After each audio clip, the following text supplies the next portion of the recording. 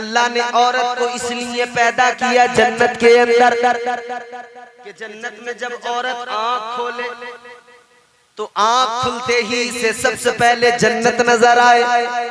इसकी आंख खुले तो जन्नत की बहारें नजर आए, इसकी आंख खुले तो जन्नत की रानाइयां नजर आए, इसकी आंख खुले तो इसे जन्नत की रौनकें नजर आए, इसकी आंख खुले तो इसे जन्नत की सजावट नजर आए, इसकी आंख खुले तो इसे जन्नत का हुस्न नजर आए, इसकी आंख खुले तो इसे जन्नत का सुकून नजर आए, जन्नत का इत्मीनान, जन्नत का मजा देखे। जब इसकी आंख खुले ये जन्नत की बहारों को देखे। अल्लाह ताला ने इसलिए पैदा किया, अल्लाह ने औरत को मिजाज दिया है, ऐ औरत तुझे जन्नत में पैदा करके जन्नत को दिखाया जा रहा है, जन्नत की बहारों को दिखाया जा रहा है, जन्नत के नजारों को दिखाया जा रहा है, जन्नत के हुस्न को दिखाया जा रहा है, इसलिए कि तू यहाँ जन्नत को देख कर जा। तुझे दुनिया में जाना है, जमीन पे घर बसाना है, जब तू जन्नत देख के जाएगी तो याद रखना, इस जन्नत को याद रखना, अपने घर को जो जमीन पे तुझे आबाद करना है उस घर को इसी जन्नत का नमूना बनाना है। सुभान अल्लाह, सुभान परवरदिगारे आलम खालिक़े कायनात रब्बे लम यज़ल व ला यज़ाल ने कुरान मजीद में फरमाया, अल यौमा नख्तिमु अला अफ़वाहिहिम व तुकल्लिमुना ऐदीहिम। परवरदिगारे आलम ने कुरान मजीद में फरमाया, अल्लाह का कुरान बताता है उस दिन को याद करो लोगों, मैदान महशर में ज़बानें बंद हो जाएंगी, हाथ गवाही देंगे, ज़बानें बंद हो जाएंगी, मैदान महशर में ज़बानें बंद हो जाएंगी, हाथ गवाही देंगे। मुस्तफा जाने रहमत की महफिल में आने वालों, आका का जिक्र सुनने वालों, अल्लाह का कुरान सुनने वालों, याद रखना, अगर आज नबी के जलसे में बैठकर अल्लाह का जिक्र सुनकर सुभान अल्लाह कह दिया तो याद रखना कल मैदान महशर में ये हाथ अल्लाह के हुजूर गवाही देंगे, अल्लाह की बारगाह में अर्ज कर देंगे, ऐ परवरदिगार, ऐ खालिक़े कायनात, ये तेरा बंदा गुनाहगार तो जरूर था, या अल्लाह ये सियाकार तो जरूर था, मगर मौला ये तेरा गद्दार नहीं था, या अल्लाह ये बागी नहीं था। ये हाथ कहेंगे मौला जब भी इसने तेरा जिक्र सुना है, जब भी इसने तेरे महबूब की नाते सुनी है, या अल्लाह इसने जब जब कुरान सुना है, ऐ मौला इसने हाथों को उठाया, गवाह बनाया, फिर इसने तेरी पाकी का ऐलान किया। सुभान अल्लाह, सुभान अल्लाह। जब ये हाथ गवाही देंगे मैदान में, बोलो अल्लाह राजी होगा इंशाअल्लाह, हर हाल में परवरदिगार राजी होगा। इंसान की जिंदगी 3 मरहले, कुरान क्या कहता है, रब का कुरान। परवरदिगार आलम ने फरमाया, मिनहा खलकनाकुम वफीहा नुईदुकुम वमिन्हा नुखरिजुकुम तारतन उखरा। 3 मरहले इंसान के। अल्लाह ने फरमाया तुम्हें इसी मिट्टी से, इसी जमीन से, इसी मिट्टी से पैदा किया गया। पहला मरहला इंसान की तख्लीक। अब तख्लीक हो गई, इंसान को अल्लाह ने पैदा कर दिया, जमीन पे भेज दिया। अब ये इसकी जिंदगी वक्त अल्लाह ने मुतय्यन कर दिया कि इतना वक्त, इसे इतनी उम्र, इतनी सांसें यहाँ पर जिंदा रहना है। दूसरा मरहला आया, अल्लाह का कुरान कहता है वापस इसी मिट्टी में तुझको मिला दिया जाएगा। एक मरहला तख्लीक है, दूसरा मरहला फिर मौत है, इसी मिट्टी में मिला दिया जाएगा, कब्र में दफना दिया जाएगा, इसी मिट्टी के हवाले कर दिया जाएगा। और जो जिस चीज की असल हो वो उसी की तरफ लौटती है। सब लोग जमीन से जुड़े हुए लोग हैं, खेतों में काम करते हो, कभी मिट्टी का ढेला उठाना, यूं आसमान की तरफ फेंकना, जितनी ताकत वाला आदमी होगा, जितना बड़ा पहलवान होगा, उतनी ऊंचाई तक फेंकेगा, वो वहां तक प्रवास करेगा। लेकिन उस मिट्टी के ढेले की असल मिट्टी है, उसकी असल, तो वो ऊपर बस उतना जाएगा जितना फेंकोगे, जहां तक तुम्हारी ताकत काम करती है। वापस लौट के इसी मिट्टी में आना है उसे। यही अल्लाह ताला ने फरमाया तुम्हें इसी मिट्टी से पैदा किया, इसी में वापस मिला दिया जाएगा। मगर मेरे प्यारे तीसरा मरहला एक और भी आना है। बात यहीं पर खत्म नहीं हो जाती। अल्लाह ताला ने फरमाया इसी मिट्टी में मिला दिया जाएगा, मगर फिर एक वक्त आएगा इसी मिट्टी से वापस तुम्हें दोबारा पैदा कर दिया जाएगा, जिंदा कर दिया जाएगा, इसी से वापस उठाया जाएगा। ऐ लोगों याद रखना, ये 3 मरहले हैं। तख्लीक है, फिर मौत है, फिर मरने के बाद में दोबारा उठाया जाएगा। 3 मरहले। हम अभी पहले मरहले में हैं। पैदा तो अल्लाह ने कर दिया, हम जमीन पे अपनी जिंदगी गुजार रहे हैं। इंसान की तख्लीक इसी मिट्टी से। अल्लाह ने दुनिया के पहले इंसान को जब बनाया, पहले आदमी को हजरत आदम अलैहिस्सलाम को, तो अल्लाह ताला ने इसी मिट्टी से आपका वजूद तैयार किया। अल्लाह ताला ने हजरत आदम अलैहिस्सलाम को पैदा किया,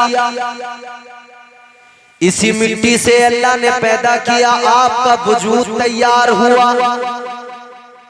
मगर मेरे प्यारे याद रखना, इंसान के वजूद में 2 चीजें, इंसान का वजूद 2 चीजों से बनता है। एक इंसान का जिस्म है, एक इंसान की रूह। जिस्म और रूह का ताल्लुक है, तब इंसान का वजूद सलामत है। 2 चीजें हैं इंसान के वजूद को बाकी रखने के लिए।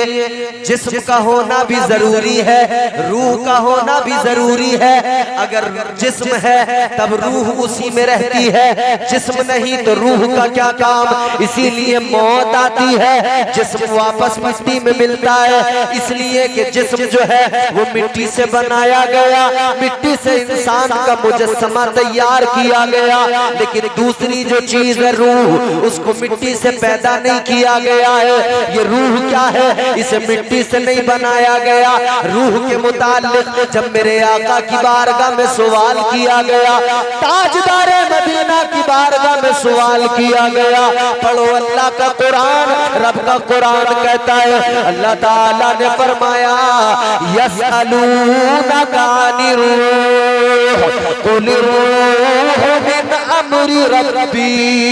अल्लाह का कुरान कहता है, परवरदिगार कहता है, ऐ मेरे महबूब, ये लोग जो आपसे रूह के ताल्लुक से सवाल करते हैं, जो रूह के बारे में मालूम करते हैं, ऐ मेरे महबूब इनको बता दो, रूह के चक्कर में ज्यादा न पड़ो। रूह क्या है, ये अमरे खुदा है, ये अल्लाह का हुक्म है। रूह के इससे ज्यादा समझने की जरूरत नहीं, बस इतना जान लो अल्लाह ताला खालिक हकीकी है, ये उसके हुक्म से है।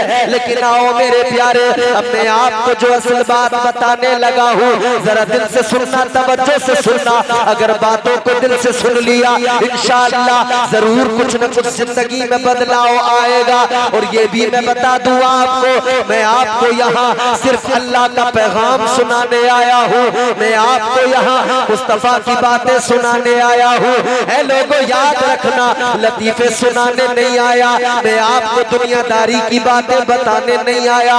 वो दुनियादारी की बातें आप चौपाल पे बैठ कर लिया करते हो, वो दुनियादारी की बातें आप चौक पे बैठ के कर लिया करते हो, आप किसी के नाली के स्लिप पे गडर पे बैठ के कर लिया करते हो। तो दुनियादारी की बातें बताने नहीं आया, मैं तो अल्लाह का पैगाम सुनाने आया हूँ, रब का कलाम सुनाने आया हूँ। ऐ लोगों जरा गौर से सुनो, जिस्म भी है रूह भी है, जिस्म नहीं तो रूह कहाँ रहे, और अगर रूह ना हो तो जिस्म बेकार है। इसीलिए लोगों सुनो, जिस्म भी है और रूह भी है, दो चीजों से वजूद तैयार होता है। अल्लाह ताला ने इंसान का वजूद दो चीजों से बनाया है।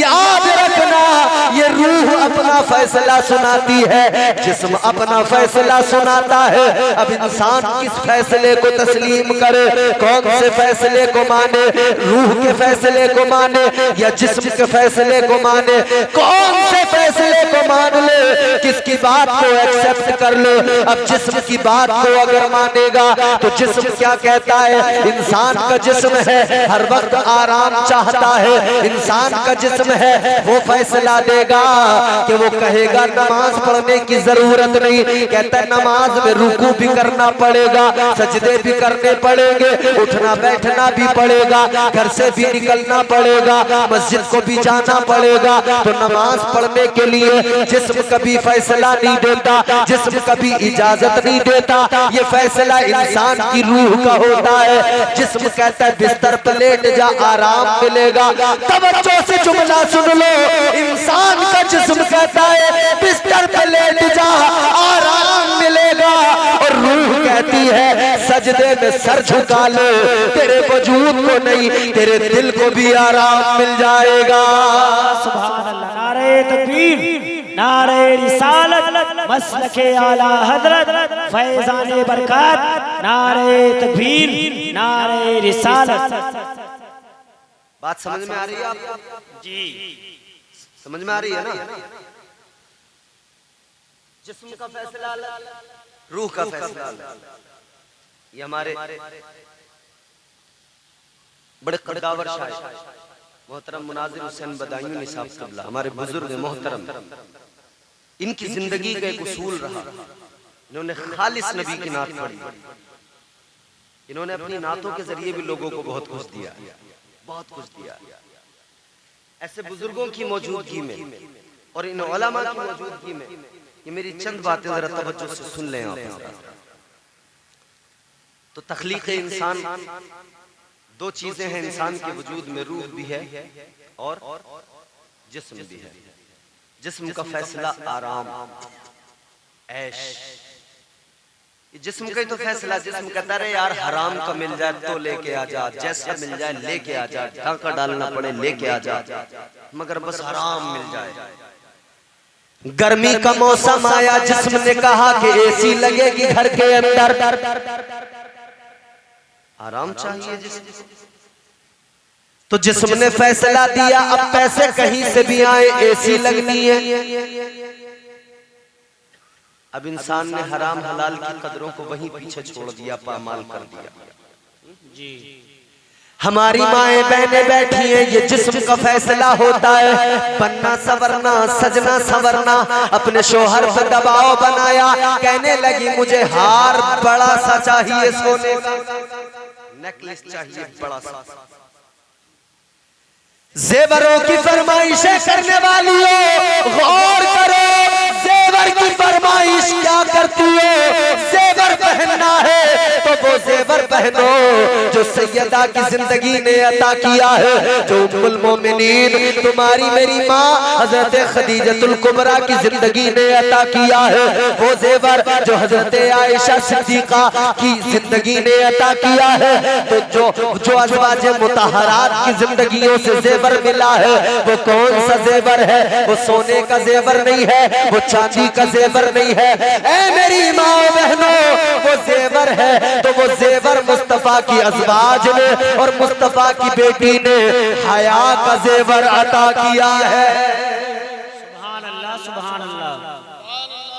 और यहाँ जेवर पहन के बेहयाई शुरू है।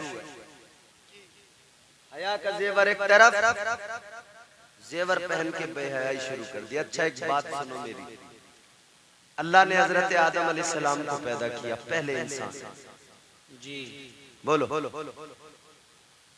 चचा इधर देख लो, हमारी तरफ देख लो चचा, हम बड़ी दूर से तुम्हें देखने आए, तुम कहाँ देख रहे हो, किस चक्कर में पड़ गए? हाय हाय, दूर भागो न कहीं हमसे गजालों की तरह, दूर भागो न कहीं हमसे गजालों की तरह, हमने चाहा है तुम्हें चाहने वालों की तरह। अरे आपकी मोहब्बत में तो आए हैं हम, ऐसे ही आ गए। मौलाना तारिक साहब ने फोन किया, इसरार किया, आना है, मैंने कहा बिल्कुल साहब आपका हुक्म, अमल करेंगे, आए। तुम हमें छोड़ के भाग रहे? ना ना ना, हमें पता है कभी कभी आदमी चलो कोई मजबूरी में जाता है, मगर कभी कभी जो है ना मामला कुछ अलग होता है। अल्लाह खैर, जिस्म कहता है यार कहाँ बैठा है, चल ना घर आराम करेंगे, चारपाई पे लेटेंगे। जो उठेगा यहाँ से समझ लो उसके जिस्म ने उसे फैसला सुना दिया, वो पहले मरहले में फंसा हुआ। जिस्म कह रहा भाग तो सही, यहाँ से जल्दी निकल, जंग करो थोड़ी देर, इसके फैसले को मान लिया तो नुकसान उठाओगे। इसलिए कि जिस्म मिट्टी से बना, मिट्टी में मिल जाएगा, रूह मिट्टी में नहीं मिलती। जिस्म का फैसला मानोगे, ये फैसला मिट्टी में मिला देगा। रूह का फैसला मानोगे, ये फैसला तुम्हें अल्लाह से मिला देगा। तो रूह का फैसला, तो अल्लाह ने हजरत आदम को पैदा किया, हजरत हव्वा को पैदा किया, तो अल्लाह ने दोनों को जन्नत में रखा। कहाँ रखा? जोर से बोलो। जन्नत में जिन्हें जाना है वो तो कम से कम बोले सुभान अल्लाह। सबको जाना है जन्नत में। अल्लाह ताला ने फरमाया सुनो, अल्लाह का कुरान सुनो। परवरदिगार आलम ने फरमाया, परवरदिगार आलम ने हजरत आदम को हुक्म दिया कि जाओ जन्नत में रहो। वकुलना या आदम उस्कुन अंत व ज़ौजुकल जन्नह। सुभान अल्लाह। अल्लाह ने हुक्म दे दिया आदम अपनी ज़ौजा को लेकर जाओ जन्नत में रहो, अपनी बीवी के साथ जन्नत में रहो। मगर एक बात बताऊं मैं आपको, अल्लाह ने हजरत हव्वा को जो पैदा किया है ना, जन्नत के अंदर ही पैदा किया है। हजरत आदम को पैदा कर दिया था, जन्नत में थे, दिल नहीं लगता था, हम जिन्स कोई नहीं था। जब दिल नहीं लगता था तो परेशान, इंसान का ये फितरी मामला है कि वो इंसानों में ही रहेगा। हम जिन्स नजर ना आए तो परेशान हो जाएगा, कहीं ऐसी वैसी जगह चला जाए, दिल नहीं लगता, तबीयत नहीं लगती। हजरत आदम जन्नत के अंदर है मगर दिल नहीं लग रहा, हजरत आदम जन्नत के अंदर है मगर तबीयत नहीं लग रही है, इसलिए कि हम जिन्स कोई नहीं है। परवरदिगार ने करम फरमाया, बाई पसली से हजरत हव्वा को अल्लाह ने पैदा कर दिया। हजरत हव्वा को अल्लाह ने जन्नत में पैदा किया। अब जरा तवज्जो से सुनो, अल्लाह ताला ने जन्नत में पैदा किया, यानी कायनात की पहली औरत पैदा हुई तो जन्नत के अंदर पैदा हुई। अब मुझे बताओ क्या वजह है अल्लाह ने हजरत हव्वा को जन्नत के अंदर पैदा किया? कहीं और भी अल्लाह पैदा कर सकता था, अल्लाह ने जन्नत में ही क्यों पैदा किया? औरत को बनाया, औरत को पैदा किया, तख्लीक औरत की जन्नत के अंदर है। आओ बड़े मजे की बात सुनाऊंगा, जरा दिल लगा के मोहब्बत से बोलो सुभान अल्लाह, सुभान अल्लाह, सुभान अल्लाह। अल्लाह ने जन्नत में पैदा किया। हमारी ख़वातीन बैठी हैं, सुने गौर से, अल्लाह ने जन्नत में पैदा किया।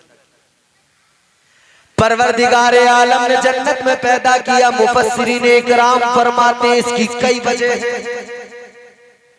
एक वजह ये अल्लाह ने औरत को इसलिए पैदा किया जन्नत के अंदर कि जन्नत में जब औरत आंख खोले तो आंख खुलते ही इसे सबसे पहले जन्नत नजर आए। इसकी आंख खुले तो जन्नत की बहारें नजर आए। इसकी आँख खुले तो जन्नत की रानाइयाँ नजर आए, इसकी आँख खुले तो इसे जन्नत की रौनकें नजर आए, इसकी आँख खुले तो इसे जन्नत की सजावट नजर आए, इसकी आँख खुले तो इसे जन्नत का हुस्न नजर आए, इसकी आँख खुले तो इसे जन्नत का सुकून नजर आए, जन्नत का इत्मीनान, जन्नत का मजा देखे। जब इसकी आँख खुले ये जन्नत की बहारों को देखे। अल्लाह ताला ने इसलिए पैदा किया, अल्लाह ने औरत को मिजाज दिया है, ऐ औरत तुझे जन्नत में पैदा करके जन्नत को दिखाया जा रहा है, जन्नत की बहारों को दिखाया जा रहा है, जन्नत के नजारों को दिखाया जा रहा है, जन्नत के हुस्न को दिखाया जा रहा है, इसलिए कि तू यहाँ जन्नत को देख कर जा। तुझे दुनिया में जाना है, जमीन पे घर बसाना है, जब तू जन्नत देख के जाएगी तो याद रखना, इस जन्नत को याद रखना, अपने घर को जो जमीन पे तुझे आबाद करना है, उस घर को इसी जन्नत का नमूना बनाना है। सुभान अल्लाह, सुभान अल्लाह। अल्लाह ने फरमाया अपने घर को जन्नत का नमूना बना देना, मिजाज दे दिया औरत को, मगर यहाँ औरत ने कुछ और ही बना दिया घर को। अल्लाह ने तो मिजाज दिया था कि घर को बनाना है जन्नत का नमूना, और यहाँ घर बना हुआ है अखाड़ा, रोज दंगल हो रहा है उसमें, रोज। घर के अंदर न सुकून है, न आराम है, न चैन है, परेशानियां इतनी ज्यादा इंसान घर में आए। हमने देखा कोई परदेश में रहने वाला परदेश में हो, उससे कहो बताओ क्या हाल है, वो कहेगा सब कुछ है मगर घर मेरा नहीं तो कुछ भी नहीं।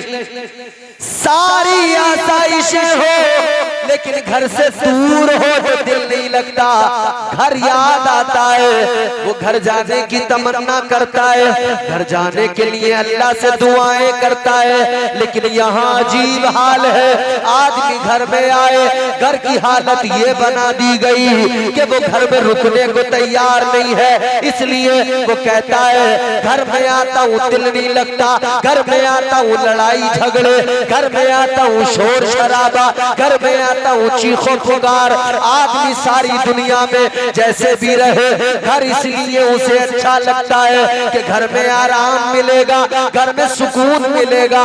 लेकिन आज हालत ये है, घर में आए तो हालत खराब है, तो आदमी घर में रुकने को तैयार नहीं। घर गोया ऐसा हो गया जैसे जंग का मैदान हो, तो घर बना दिए बिल्कुल ऐसे जैसे जंग का मैदान, दिल नहीं लग रहा। अल्लाह ने मिजाज दिया औरत को कि घर को जो है ना अपने जन्नत का नमूना बना देना। दूसरी वजह, एक और वजह, मैंने हया की बात की थी ना, मुफस्सिरीन इकराम ने फरमाया दूसरी वजह ये है, दूसरा सबब ये है कि अल्लाह ताला ने जन्नत में औरत को पैदा करके एक और भी मिजाज दिया। वो क्या?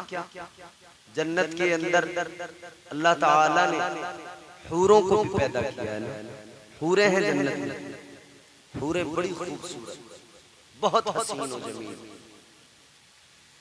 अल्लाह ताला ने जन्नत के अंदर हूरों को रखा है, बड़ी हसीन व जमील, बड़ी खूबसूरत। अल्लाह ने औरत को जन्नत में पैदा करके हूरों को दिखाया, ऐ औरत इन्हें हूरों को देख ले, इनका बनना सवरना, इनका अंदाजे जिंदगी, इनका रहना सहना, इनका तरीक़े जिंदगी देख ले, इनके तरीकों को देख ले, इनके बनने सवरने को देख ले, इनके रहने सहने को देख ले। इसलिए कि जब तू दुनिया में जाएगी, जब अपना घर बसाएगी, इसी तरह से बन संवर के रहना, इसी तरह से मुअद्दब भी रहना, इसी तरह से कायदे से रहना कि तेरा शोहर जब तुझे देखे उसके दिल को सुकून मिले, जब तेरा शोहर तुझे देखे उसकी तबीयत को शादमानी हासिल हो, जब तेरा तेरा शोहर तुझे देखे उसकी आंखें ठंडी हो जाए। अल्लाह ने मिजाज दिया था शोहर को राजी रखना है, शोहर किसी भी तरह से नाराज न हो। मगर अजीब हाल है मेरे प्यारे भाइयों, अजीब तमाशा है, घर में शोहर राजी नहीं है लेकिन सारा मोहल्ला राजी है। शोहर नाराज है, मोहल्ला पूरा राजी है। मोहल्ले वाले कह रहे हैं चच्ची बहुत बढ़िया,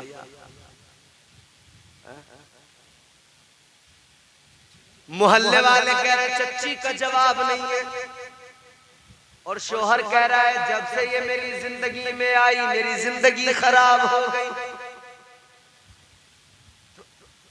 क्या अजीब तमाशा है ना। अच्छा, अल्लाह ताला ने तो मिजाज दिया था औरत को के बन संवर के रहना, सलीके से रहना, खूबसूरती के साथ में सलीके से अपने शोहर के सामने जाना। मगर यहाँ हाल, जब शोहर के सामने जाएगी बिल्कुल सनीचरी लीचड़ी बन के जाएगी। बोलो, घर में जब रहती है ना तो कपड़ों पे भी ये बड़े बड़े दाग लगे हुए हैं, 4 दिन से नहाई नहीं है, नहाएगी नहीं, ऐसी उसी हाल, बस उल्टे सीधे। मगर जैसे पड़ोस में किसी की शादी आ गई फिर पूछो मत, जेवर पहना, तैयार हुई, पाउडर लगाया, लाली लगाई, क्रीम लगाया, बन सवर के निकली, सारा मोहल्ला देख रहा है। घर में रोज शोहर के सामने आती थी, मुंह भी सलीके से नहीं धोती थी, दांत भी कभी मांजती नहीं थी सलीके से, बात करती थी मुंह से बदबू आती थी। आज परफ्यूम मार के निकली है, आज इत्र लगा के निकली है, तो पता ये लगा अल्लाह का तो ये मिजाज दिया हुआ, अल्लाह ने तो ये हुक्म दिया कि शोहर के सामने बन सवर के जा, उसको राजी कर ले। मगर ये शोहर के सामने गंदी बन के जाती है और मोहल्ले के सामने बन सवर के जाती है। मतलब ये इसे मोहल्ले की फिक्र है, शोहर की नहीं है। शोहर की रोती तो शोहर को राजी